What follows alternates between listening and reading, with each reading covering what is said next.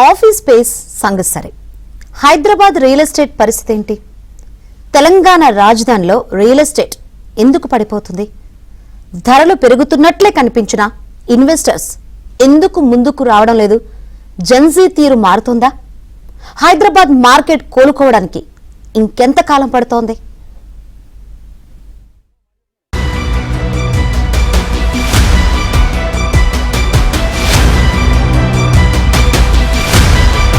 హైదరాబాద్ లో భూమి ధరలు కొత్త రికార్డులు సృష్టిస్తున్నాయి. ఎకరా భూమి ఏకంగా 177 కోట్లు పలికింది. ఒక పక్క రియల్ ఎస్టేట్ పడిపోయిందని చెప్తూనే మరో పక్క వేలంలో ఒక కంపెనీ భారీ రేటు కొనుగోలు చేయడం ఆశ్చర్యాన్ని కలిగిస్తోంది. అయితే కొనుగోలు ధర పూర్తిగా చెల్లించినప్పుడే ఈ విలువ ధృవీకరణ అవుతుంది. పైగా అక్కడ నిర్మాణాలు చేపట్టాలి. ప్లాట్లు, విల్లాలు ఏమి కట్టినా వాటిని అనుకున్న రేటుకు విక్రయించుకోవాలి. హైదరాబాద్ రియల్ ఎస్టేట్ పరిస్థితి ఇప్పుడు అంత ఆశాజనకంగా లేదు అన్న వాదనలు బలపడుతున్నాయి. ఎకరం 177 కోట్లకు పాడుకోవడం కేవలం భూముల ధరలు పెంచుకోవడం కోసమే అన్న అభిప్రాయం కూడా వ్యక్తమవుతోంది. గత అనుభవాలు కూడా ఇదే మాట చెబుతున్నాయి.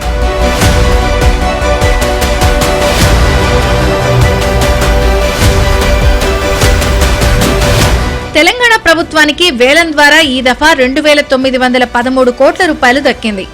రిజిస్ట్రేషన్, స్టాంప్ డ్యూటీ రూపంలో మరో 225 కోట్లొచ్చి చేరాయి. హైదరాబాద్ నగర అభివృద్ధి, పారిశ్రామిక ప్రగతి, సిటీలోకి వలసలు, పెట్టుబడులు లాంటి వాటి కారణంగా రేట్లు పెరుగుతున్నాయని ప్రభుత్వ వర్గాలంటున్నాయి. అయితే బలవంతంగా మార్కెట్ను పెద్దదిగా చూపించే ప్రయత్నం జరుగుతోందని కొందరు ససాక్ష్యంగా నిరూపించే ప్రయత్నం చేస్తున్నారు. ఎందుకంటే ఎకరా 177 కోట్లకు కొనుగోలు చేసిన వ్యాపార సంస్థ ప్లాట్లు అమ్ముకోవాలంటే చదరపు అడుగుకి 30,000 రూపాయలు వసూలు చేసుకోవాలి. ఇప్పటికే ఒక పార్టును చదరపు అడుగు 25,000కు విక్రయించినట్లుగా చెప్తున్నారు. మిగతా బ్లాకులు అమ్ముడుపోతాయో లేదో తెలియదు. ఎందుకంటే అవి ఇంకా నిర్మాణం మొదలు కాలేదు, గాలి మేడలుగానే ఉన్నాయి. కొంతకాలంగా రియల్ ఎస్టేట్ మందగించిన మాట వాస్తవం.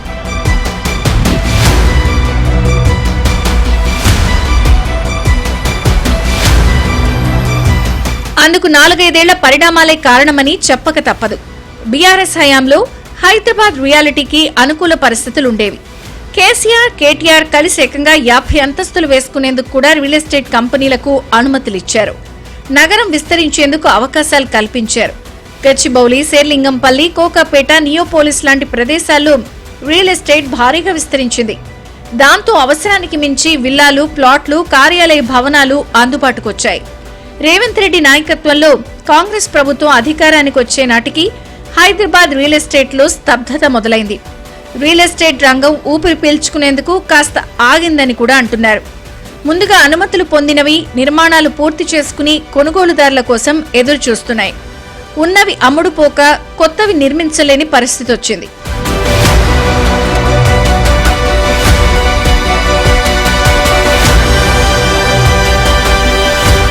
రియల్ ఎస్టేట్ రంగాన్ని కోవిడ్ కు ముందు, కోవిడ్ తర్వాత అని అంచనా వేసుకోవాలి.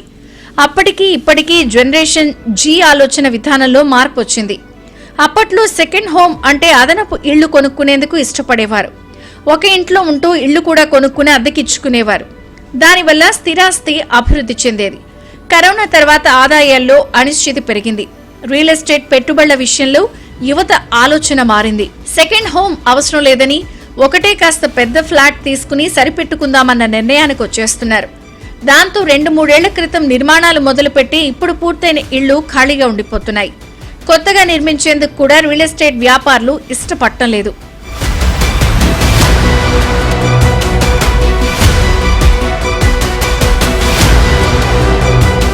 స్థిరాస్తి పెంపు కోసం రియల్ ఎస్టేట్ లో పెట్టుబడులు పెడుతూ బ్యాంకుల నుంచి అప్పులు తీసుకుంటే కిస్తీలు కట్టేందుకు నానా తంటాలు పడాల్సి వస్తోంది. కుటుంబ ఖర్చులు పెరిగిపోవడంతో నెలవాయిదా చెల్లించే సమయానికి ఆర్థిక పరిస్థితి టైట్ అవుతోంది. అందుకే ఇళ్లు కొనుగోలు చేసుకునేవారు 1-2 సార్లు ఆలోచిస్తున్నారు. పైగా సాఫ్ట్వేర్ సహా కొన్ని రంగాల్లో ఉద్యోగాలకు ఎసరొచ్చే పరిస్థితులు కనిపిస్తున్నాయి. దాంతో రియాలిటీలో పెట్టుబడులకు కాస్త వెనుకంజ వేస్తున్నారని విశ్లేషణలు వినిపిస్తున్నాయి. ఇటీవలి కాలంలో అంతర్జాతీయంగా మాంద్యం ఏర్పడింది. రియల్ ఎస్టేట్ వ్యాపారాలు ఆశించిన స్థాయిలో లేవు. అమెరికా ప్రభుత్వ విధానాలు, ప్రత్యేకించి ట్రంప్ సుంకాలు భారత్పై ప్రభావం చూపుతున్నాయి. ఏఐ కారణంగా ఐటీ రంగం అనిశ్చితి నెలకొనుంది. ఈ నేపథ్యంలో ఐటీ ఉద్యోగులు గతంలో మాదిరిగా రుణాలపై అపార్ట్మెంట్లు కొనుగోలు చేయడం లేదని అంటున్నారు. పైగా ఇప్పటికే నిర్మాణాలు పూర్తి చేసుకున్న భవనాలు, అపార్ట్మెంట్లు కొనుగోలుదారులు, అద్దెదారుల కోసం వేచి చూస్తున్నాయి. పైగా హైదరాబాద్ లో హై ఎండ్ అపార్ట్మెంట్ల రేట్లు భారీగా పెరిగాయి. ఈ రేటుకు అమెరికా, దుబాయ్లో రియల్ ఎస్టేట్ పెట్టుబడులు పెట్టుకోవచ్చని భావిస్తున్నారు. ఒకప్పుడు ఎన్ఆర్ఐలు హైదరాబాద్ లో కొనుక్కునేవారు. ఇప్పుడు అమెరికాలోనే కొనుక్కోవడం బెటర్ అన్న అభిప్రాయానికి వస్తున్నారు. అమ్మకాలు 44% దాకా 40% పైగా తగ్గిపోయాయి. ఈ పరిస్థితి ఎందుకు వచ్చింది అని కనుక చూస్తే ఒక ఆర్థికమైనటువంటి కొంత అస్థిమితం, ఎన్ఆర్ఐ పెట్టుబడులు అన్నవి రాకపోవడం, అమెరికాలో ట్రంప్ వచ్చిన తర్వాత ఆయన అనుసరిస్తున్నటువంటి విధానాలు ఒక అనిశ్చిత పరిస్థితిని, ఒక ఆందోళనకరమైన వాతావరణాన్ని సృష్టించడం ఒక కారణం అయితే, బంగారం ధర బాగా పెరుగుతూ ఉండటం కూడా కొంత కారణం అయితే, వీటన్నిటినీ మించినటువంటి కారణం రాజకీయపరమైనటువంటి అంచనాలు. అలాగే ఈ పెరుగుదల తగినంతగా లేదు. కొన్ని రకాల వాటికే గిరాకీ ఉండటం, అంటే ఔటర్ రింగ్ రోడ్డు దగ్గరగా లేకపోతే హైఫై ఇన్ఫ్రా కలిగినటువంటి వాటి కోసం వెళ్ళటం అని, ఇలాంటి అనేక కారణాల వల్ల నిర్మాణం పూర్తయినటువంటి వేల యూనిట్లు కదలిక లేకుండా అలా ఉన్నాయి. రేవంత్ రెడ్డి ప్రభుత్వ ఆలోచన విధానం కూడా రియాలిటీపై ప్రభావం చూపుతోంది. ఫోర్త్ సిటీ, ఫ్యూచర్ సిటీ అంటూ చేస్తున్న ఊకదంపుడు ప్రచారం కూడా ఇళ్ల కొనుగోలుపై ప్రభావం చూపింది. హైదరాబాద్ లోని ఖరీదైన ప్రాంతాల్లో ఇల్లు కొనుక్కున్న తర్వాత కంపెనీలన్నీ ఫోర్త్ సిటీ వైపుకు వెళ్లిపోతే తమ పరిస్థితి ఏంటని జనం ప్రశ్నించుకుంటున్నారు.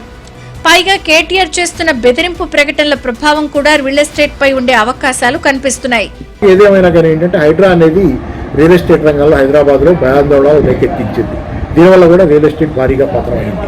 ఒకటి, పారిశ్రామిక పురోగమనం లేకపోవటం, దాంతోపాటు జనరల్గా వచ్చే దానికి అటెండెంట్గా వస్తుంది. దాంతోపాటుగా పారిశ్రామిక పురోగతితో పాటుగా కొనుగోలు శక్తి ఉంటాం. దాంతోపాటు పరిశ్రమలు పెరిగిన కొద్దీ, విస్తరించిన కొద్దీ ఆటోమేటిక్గా ఆ ఏరియాలో రియల్ ఎస్టేట్ పెరగటం, అది లోపించడం ఒకటి. రెండోది హైడ్రా భయాలు. అలాగే ఇక్కడ మన మంత్రివర్గంలో ఈ మధ్యకాలంలో కూడా మనం కొండా సురేఖ గారు వాళ్ళ తాలూకు ఆమె ఆందోళనలు, లేకపోతే మంత్రివర్గంలో ఉన్న ఒకళ్ళు చాలా అవినీతి ఆరోపణలు ఇట్లాంటివి చూస్తున్నాం. ఇవన్నీ రియల్ ఎస్టేట్ రంగంలో కూడా వాళ్ళ జోక్యం ఉందనేది కొంతమందిది మంత్రివర్గంలో కానీ, లేకపోతే కాంగ్రెస్కి సంబంధించిన వాళ్ళు, ఈరోజు ప్రభుత్వంలో ఉన్న వాళ్ళు రియల్ ఎస్టేట్ లావాదేవీల్లో అవకతవకలు, లేకపోతే కబ్జాలు, లేకపోతే ఇంకోటి ఆరోపణలు చాలా వస్తున్నాయి. ఇవన్నీ ప్రభావం చూపిస్తుంటే ఖచ్చితంగా చూపిస్తాయి. ఎందుకంటే ఒక రెగ్యులర్ సెక్యూర్ వాతావరణం లేనప్పుడు పరిశ్రమలు పెట్టడానికి కానీ, రియల్ ఎస్టేట్ పెరగడానికి కానీ ఆస్కారం ఉండదు. ఆంధ్రప్రదేశ్ కు హైదరాబాద్ లో పెట్టుబడులు, రియల్ ఎస్టేట్ కు విడదీయరాని బంధం ఉంది. గత 5 ఏళ్లలో అక్కడ రాజకీయ అనిశ్చితి కారణంగా అందరూ వచ్చి హైదరాబాద్ లో పెట్టుబడులు పెట్టారు. ఇప్పుడు ఏపీలో స్థిరమైన ప్రభుత్వం ఉంది. శాంతి భద్రతల సమస్య లేదు. ఇబ్బడి ముబ్బడిగా పరిశ్రమలు వస్తూ ఉండడంతో చంద్రబాబు ప్రభుత్వం భారీగా ప్రోత్సాహకాలు ఇస్తోంది. దాంతో పెట్టుబడుల్లో ఆంధ్రప్రదేశ్ అగ్రభాగాన నిలబడే అవకాశాలున్నాయి. దానికి తగ్గట్టుగా రియల్ ఎస్టేట్ లో పెట్టుబడులు పెరుగుతున్నాయి.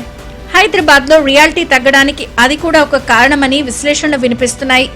ఏపీలో రియాలిటీకి ఫ్యూచర్ ఉందని కూడా విశ్వసిస్తున్నారు.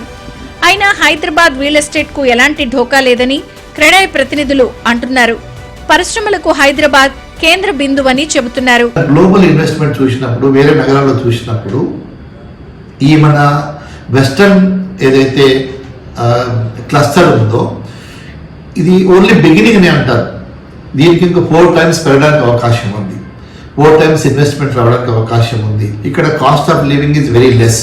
హైదరాబాద్లో మనం ఒక 30-40 minutes బయటకు పోతే మన cost of living is two లో. అలాంటిది వేరే నగరంలో ఆపర్చునిటీ లేదు. ఇక్కడ టాలెంట్ పూల్ ఉంది కాబట్టి డెఫినెట్గా ఈ వెస్టర్న్ జోన్లో, హైదరాబాద్ జోన్లో, వెస్టర్న్ రీజియన్లో మనకి ఏదైతే క్లస్టర్ ఉందో, దిస్ ఈజ్ అంటే బెల్లం ఉన్న దగ్గర ఈగలు ముసుగుతాయి అంటారు కదా, అట్లనే ఈ క్లస్టర్లో అట్రాక్షన్ ఉంది.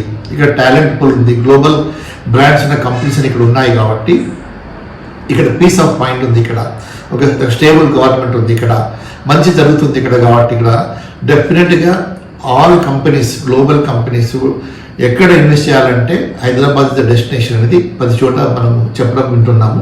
ఏదేమైనా 10 కోట్లు పలికే విలాసవంతమైన ఇళ్లు కొనుగోలుకు మాత్రం సంపన్నులు వెనకాడటం లేదు. మిలీనియల్స్ తో పాటు అధిక సంపాదన ఉన్నవాళ్లు, పారిశ్రామికవేత్తలు ఆ ఇళ్లలోనే కొంటున్నారు. దాంతో తక్కువ యూనిట్లున్నప్పటికీ వాటిని కొనుగోలు చేసేందుకు జనం ఉత్సాహం చూపుతున్నారు. పైగా వాటికి అద్దెలు కూడా భారీగానే వస్తున్నాయి. అయితే పరిస్థితులు మారతాయని, మరో ఏడాదిలోపే హైదరాబాద్ రియల్ ఎస్టేట్ పుంజుకుంటుందని ఆ రంగ ప్రముఖులు చెబుతున్నారు. హైదరాబాద్ చుట్టుపక్కల ఉన్నటువంటి అన్ని సెక్టార్స్ మీద కాన్సన్ట్రేట్ చేస్తే తిరిగి హైదరాబాద్ మార్కెట్ని పుంజుకోవచ్చు. అలాగే మిగతా రాష్ట్రాలతో ఏదైతే ముంబై, పూణేలో ఆక్యుపెన్సీ పెరిగిందని చెప్తున్నారు, అలాగే ఆంధ్రప్రదేశ్లో కూడా ఈ మధ్య చూసుకుంటే ఆక్యుపెన్సీ పెరిగింది. సో ఈ నేపథ్యంలో పక్క రాష్ట్రాలు కూడా విధి విధానాలలో పోటీ పడుతూ ఉన్నాయి కాబట్టి తెలంగాణ రాష్ట్రం, ముఖ్యంగా కాంగ్రెస్ ప్రభుత్వం కూడా స్పష్టంగా ఒక దిశగా ముందుకు వెళ్తేనే హైదరాబాద్ రియల్ ఎస్టేట్ పుంజుకునే అవకాశం ఉందని చెప్పేసి కూడా ఎక్స్పర్ట్ చెప్తున్న పరిస్థితి అయితే కనిపిస్తూ ఉంది.